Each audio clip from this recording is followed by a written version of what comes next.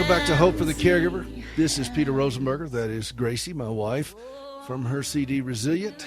And boy, I love listening to her sing, and glad to have her as my bumper music. That's the good thing about having your own show and a wife who's a world-class singer. You get to have her for your bumper music. So hopeforthecaregiver.com if you want to see more about her CD.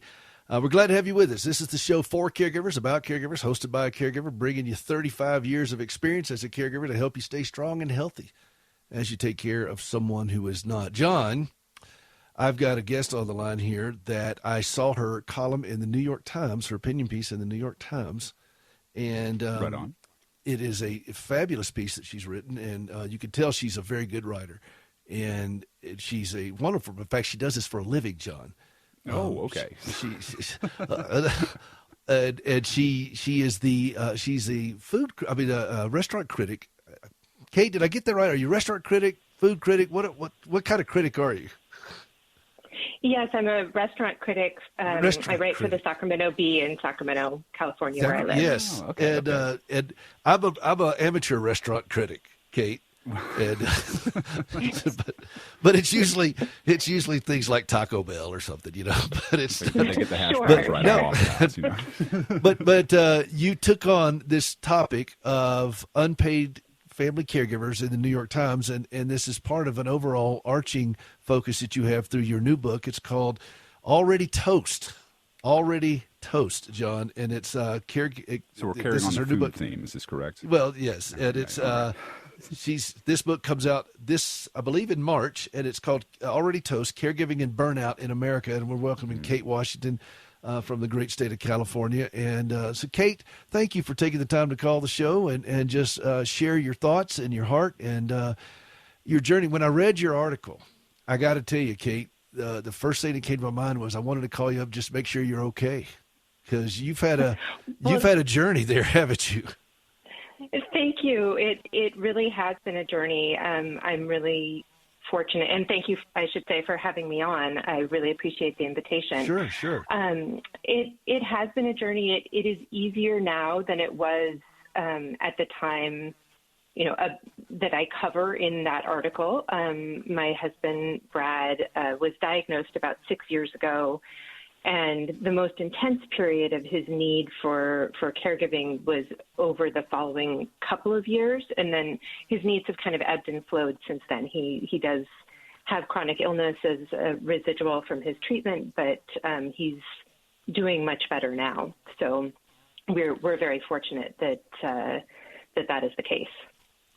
Well, and you were fairly candid in this article and in your book of just how dark this place took you. You went down some very, very, very painful places that a lot of people don't necessarily share in their journey as caregivers, and you did it. And you know what? I think because you're such a wonderful writer, you did it in a way that had. I'm not going to say this right because my language skills are still my language skills are still developing, but there was an elegance to the way you described the descent. If I'm saying that correctly, does that resonate? Well, thank you. I mean, I take that as a very high compliment. I really appreciate it. It was a very, very challenging period.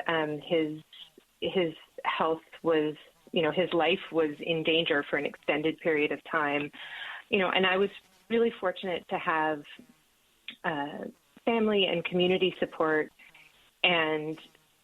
But what I found along the way is that, even that, the level of support that I was really fortunate to receive doesn't always alleviate the challenges that can come with really intensive caregiving.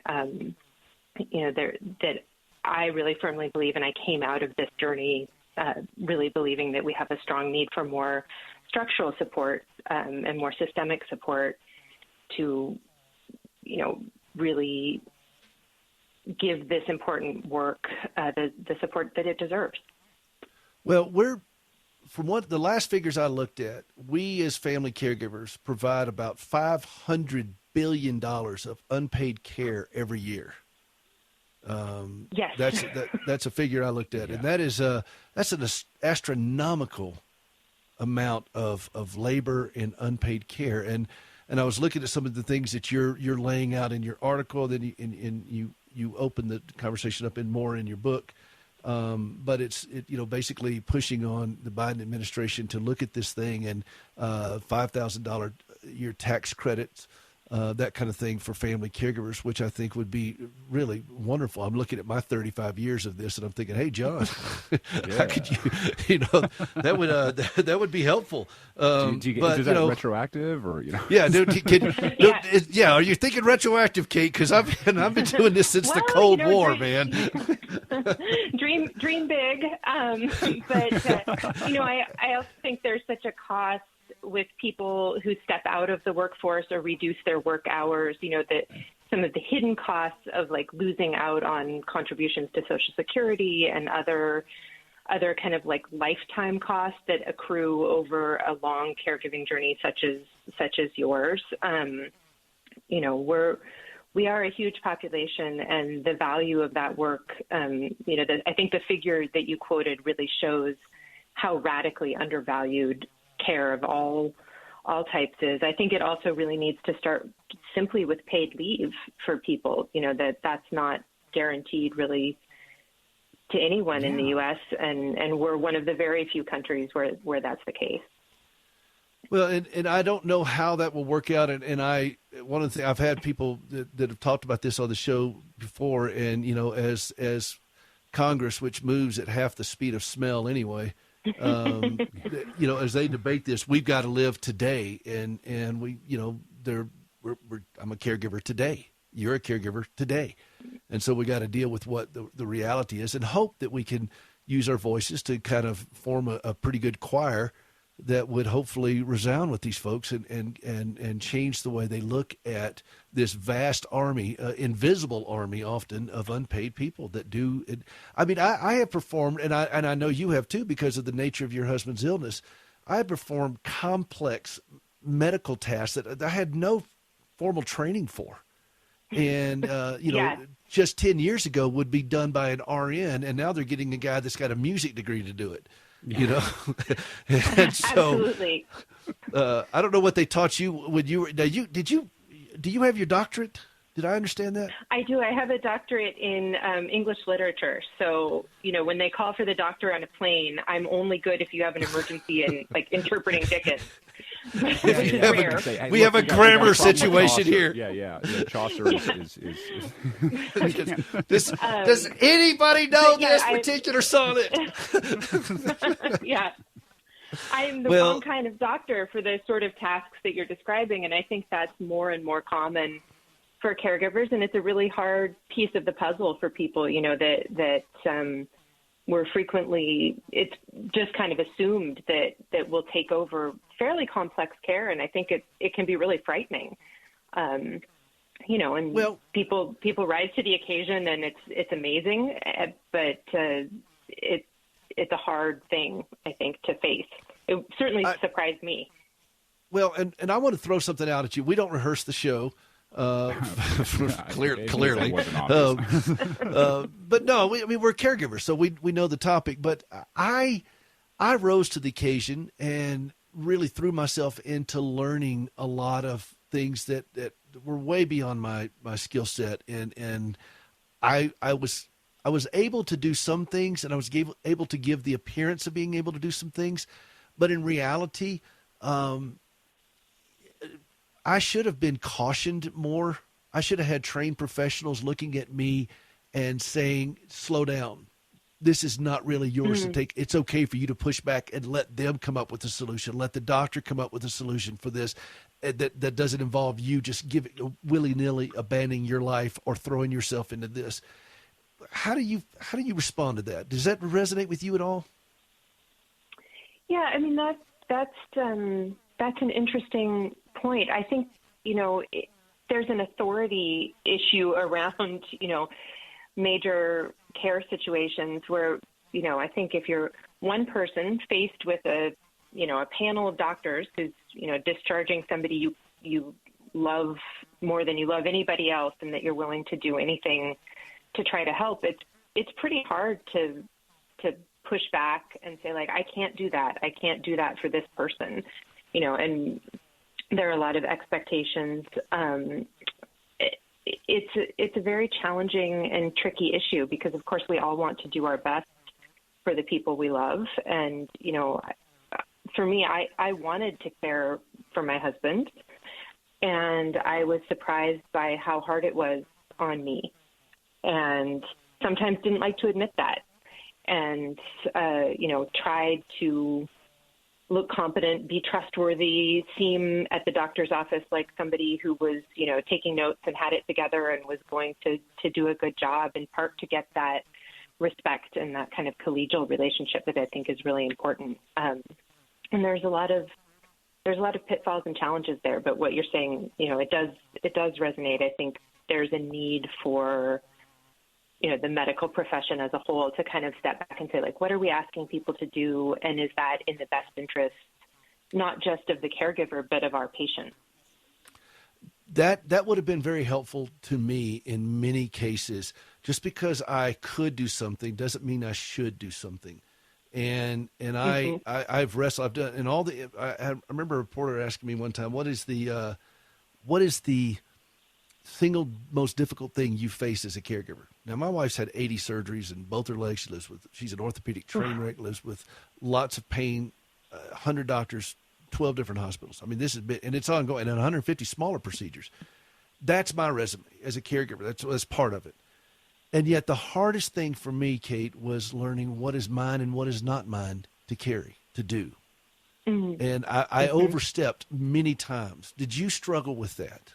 Did you struggle with overstepping? Or do you struggle with that? Is that something? I think I did. I think so. And I think that's something that I think often, too, can come up between spouses, or in care situations where there's a question around, the patient's wishes, the caregiver's view on the situation, jumping in and trying to take on too much or having a hard time accepting help.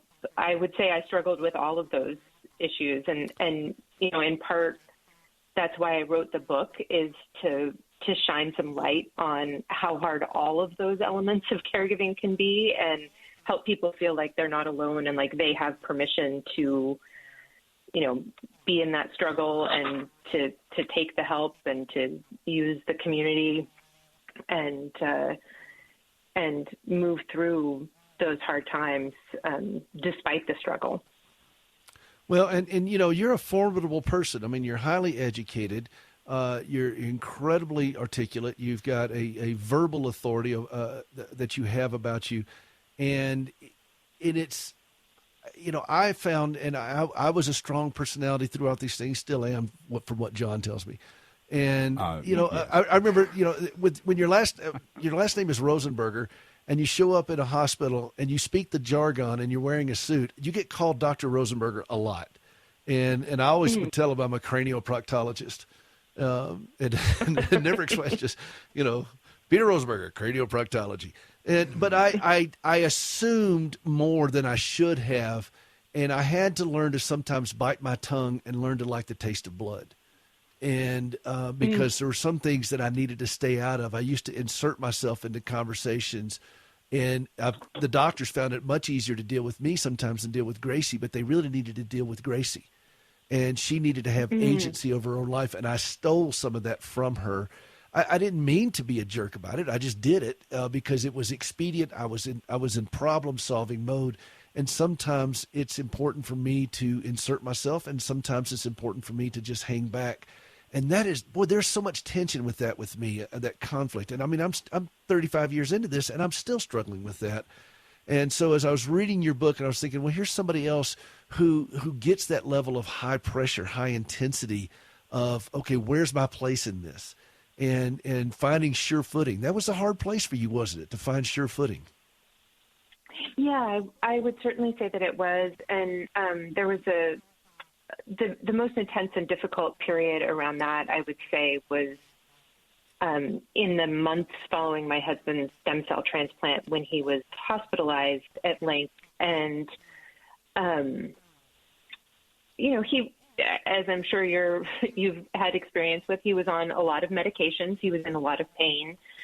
And there were often judgment calls or things that he felt very strongly about that I wasn't so sure. And I really struggled with the line between, like, how do I treat him, like my partner and this man who has his own consciousness, while also acknowledging that he may not be in his best place of judgment because, he was so ill. And that was a hard lesson to learn to step back, and then as he's gotten better and had an easier time stepping back, again, and not seeing him as a patient anymore, even when he is sometimes a patient, it continues to be a challenge. I get it. You and I both speak fluent caregiver here, and I'm watching Facebook people right now. There are comments on Facebook, and I just want to give you one from a lady, a friend of ours, and she's just saying, "I hear her!" Exclamation point! I hear her, and so I love that. We're talking with Kate Washington. Her new book is called Already Toast, and it talks about caregiving in America. And she's just a wonderful individual who's understood the journey in ways that I hope that others never have to. And we're going to be right back. Don't go away. Kate Washington is with us. Her new book, Already Toast. 24/7 emergency support, increasing safety, reducing isolation. These things are more important than ever as we deal with the challenges of COVID-19. How about your vulnerable loved ones? We can't always check on them or be there in ways we'd like. That's why there's Constant Companion, seamlessly weaving technology and personal attention to help push back against the isolation while addressing the critical safety issues of our vulnerable loved ones and their caregivers. Constant Companion is the solution for families today. Staying connected, staying safe. It's smart, easy, and incredibly affordable. Go to www.mycompanion247.com today. That's mycompanion247.com. Connection and independence for you and those you care about. mycompanion247.com. Have you ever left the stove on? Oh, be honest. You have. We all have. And the smoke fills up the kitchen. The smoke detector goes off. The dog starts barking. The phone is ringing, and there's pandemonium everywhere. How'd you like something to avert that? Well, there's a new invention called Fire Avert, and it plugs in to your stove, and it pairs with your smoke detector. And the moment the smoke detector goes off, it shuts off the heat source to the stove, gas or electric, and makes sure that it doesn't turn into a fire. We have a lot of things going on all the time, and a kitchen fire is not on the list of things that we need to be stressed out about. Let's take that off the table. And what about your loved one who's living alone? Or what about families with a special needs child who may accidentally leave aluminum foil on the plate, put it in the microwave, or a fork on the plate, and it starts smoking up? These are things that we can avert with Fire Avert. F-I-R-E-A-V-E-R-T. Go out there and look at it today. It was invented by a fireman who got tired of being called to homes and seeing all the damage that could have been avoided. And so he came up with a great idea that did this. And guess what? It's working. And hundreds of thousands of homes across the country are using Fire Avert. Let yours be one of them. FireAvert.com, FireAvert.com. Use the promo code Caregiver and get an even greater discount than the already low price. It's a great gift to give to yourself, to a loved one, and to a caregiver you know. FireAvert.com, promo code Caregiver. He will be strong to deliver me safe. The joy of the Lord is my strength. The joy of the Lord, joy of the Lord, joy of the Lord, joy of the Lord is my strength. Welcome back to Hope for the Caregiver. I am Peter Rosenberger. This is the show for you as a family caregiver. That is Gracie with Russ Taff, who's been on the show. Gracie, Grammy Award-winning, Dove Award-winning Russ Taff, and he just had knee surgery himself. John, I'll tell you, this getting old is not everything it says in the brochure. I will tell you that. It's not for wimps, I'll tell you that. I wish Russ all the best there. And we're on the line here with Kate Washington. Her website is kawashington.com. That's K as in Kate, A as in A, Washington.com. And her new book is called Already Toast. and it's talking about the plight of caregivers in America right now. And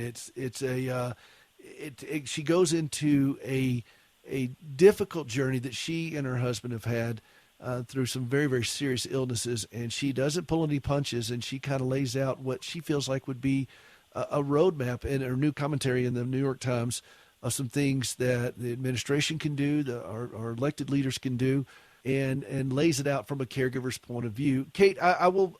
One thing that struck me in your book, when you had you go to these doctors, you're already tired, you're worn out, you're scared, you're in the midst of that what I call the caregiver fog, fear, obligation, and guilt.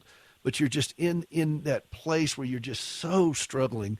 And the doctor says, you need to take care of yourself. And instead of looking at that as a positive thing, it felt so much like put one more burden on me. Okay, now I got to figure out a plan for me. And I love the way you said that. I love the way you brought that out, because I think so many caregivers do that. Well, yeah, thanks for the obvious thing there. I got to take care of myself, but I don't even know what that looks like. You didn't know what that looked like, did you? No, and I mean, in some ways I did, because I'd been doing the things that are often recommended. I was able to take some breaks. I had family support. My husband's parents were incredibly supportive during the worst of his illness in particular. So I was able to take breaks. I was able to, get to the gym a few times a week and some of those outlets that are often recommended. So I felt like I was doing those things and was burnt out anyway. The title of my book comes from going to take a quiz about caregiver burnout online after that doctor kind of told me, you can't take care of him if you're not taking care of yourself. And I took the quiz, and it kind of popped up this little result that was like, you're already toast, like too late, you're burned out. And I think it's very challenging to get out of that state once you're in it. And, in a complex, I'm sure many of your listeners are in that kind of complex, difficult, ongoing caregiving situation, that, as your experience shows, can last for years and decades. And it's really challenging. To me, what I feel like we need to shift our thinking away from the model of self-care and toward, community care and privileging care, maybe, bringing in care networks, mobilizing our communities to lift us up when we're at our low points, and thinking about care in a less kind of siloed nuclear family kind of model, and more as a community model. But I do think all of the self-care things are valuable and indispensable, but it can be really hard to add another thing to your to-do list when you're already full up on caring for other people. There's really nothing left but to, collapse into bed at the end of the night when all the obligations are done. I really appreciate you saying that. I love that, the visual. See, I told you, John, she's just got this way with words. She's just elegant. Why is she slumming with silo care. Do you see silo? How many times have you heard me use the word silo on this show, John? I mean, I just, I don't even use that. Yeah. And I grew up in the country in South Carolina, and I didn't even think to use that. It's sad.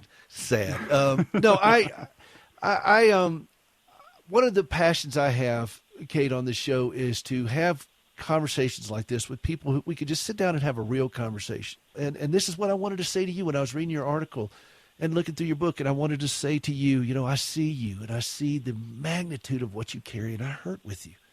And that's the first thing that came to my mind when I was reading your New York Times piece, is because I saw the pain that you were carrying, and I understand that level of pain and trauma, and I think it's important we have those kind of honest conversations with each other of recognizing the magnitude of what a family caregiver carries. So I thank you for being a part of this with me. I want to pivot real quick in just the last minute or two we have. You're still writing. You're still doing the column you have at the Sacramento Bee. Been a bit Gracie on hold because of the lack of restaurants. Well, that's true, yeah. Gracie and I just watched a movie the other night, the one with Sandra Bullock, and she was the crossword writer at the Sacramento Bee. Surely you've seen that movie, All About Steve? I have not. I'll have to go look for it. You've got to see this movie. It's your paper, but the thing is, it's so funny. Okay. Is Sandra Bullock plays this character who's so smart, and she writes the crosswords, but she talks incessantly. And I know a person who does that, and I won't mention her name, but I'm married to her. And I looked at and I said, I love this movie. And Gracie's looking at me sideways. She said, don't say a word. I said, I wouldn't dream of it, but this is cinema giant. This is Oscar-winning material here. But it's a really cute movie. It came out several years ago, but I think you'd like it. But it's your paper. But I'm sorry that you're not able to do that. What are you doing to stimulate that part of you? You've written a book. Are you going to do more columns too? Yeah, for sure. I mean, we still have indoor dining shut down here due to the pandemic, and I mean, we didn't even get to talk about how the pandemic has affected caregivers, which is a huge issue. But I am doing some writing for them and working on some other pieces, and continuing to write. I also have 2 daughters who are doing their school at home, and my husband, while more independent certainly than he was at the period I wrote about, does have some ongoing care issues. So I do manage to keep pretty busy with everything. I would say so. Well, you're a wonderful writer. You've taken on a topic that is so needed, and you're becoming a powerful voice for those who just don't feel like they have one. So that's about the highest compliment I can pay you, and I thank you for what you're doing, Kate. The book is called Already Toast, and it's available in March, right? Yes, March 16th, and it's available to pre-order everywhere now, and I really thank you. Well, you are quite welcome. Already Toast, Caregiving and Burnout in America, kawashington.com, kawashington.com. And Kate, thank you very much. We're going to have you back on, okay? Great. Thank you so much. You're welcome. This is Peter Rosenberger, hopeforthecaregiver.com. We'll see you next week. This is John Butler, and I produce Hope for the Caregiver with Peter Rosenberger. Some of you know the remarkable story of Peter's wife, Gracie, and recently Peter talked to Gracie about all the wonderful things that have emerged from her difficult journey. Take a listen. Gracie, when you envisioned doing a prosthetic limb outreach, did you ever think that inmates would help you do that? Not in a million years. When you go to the facility run by CoreCivic and you see the faces of these inmates that are working on prosthetic limbs that you have helped collect from all over the country, that you put out the plea for, and they're disassembling. You see all these legs, like what you have, your own prosthetic and legs. Arms, too. And arms. Everything. When you see all this, what does that do to you? Makes me cry, because I see the smiles on their faces, and I know what it is to be locked someplace where you can't get out without somebody else allowing you to get out. Of course, being in the hospital so much and so long. And so these men are so glad that they get to be doing, as one man said, something good finally with my hands. Did you know before you became an amputee that parts of prosthetic limbs could be recycled? No, I had no idea. I thought of peg leg. I thought of wooden legs. I never thought of titanium and carbon legs and flex feet and sea legs and all that. I never thought about that. As you watch these inmates participate in something like this, knowing that they're helping other people now walk, they're providing the means for these supplies to get over there, what does that do to you just on a heart level? I wish I could explain to the world what I see in there. And I wish that I could be able to go and say, this guy right here, he needs to go to Africa with us. I never not feel that way. Every time, you always make me have to leave. I don't want to leave them. I feel like I'm at home with them, and I feel like that we have a common bond that I would have never expected, that only God could put together. Now that you've had an experience with it, what do you think of the faith-based programs that CoreCivic offers? I think they're just absolutely awesome. And I think every prison out there should have faith-based programs like this, because the return rate of the men that are involved in this particular faith-based program and the other ones like it, but I know about this one is just an amazingly low rate compared to those who don't have them. And I think that says so much. That doesn't have anything to do with me. It just has something to do with God using somebody broken to help other broken people. If people want to donate a used prosthetic limbs, whether from a loved one who passed away or, somebody who outgrew them, you've donated some of your own for them to do. How do they do that? Where do they find it? Please go to standingwithhope.com/recycle. standingwithhope.com/recycle. Thanks, Gracie.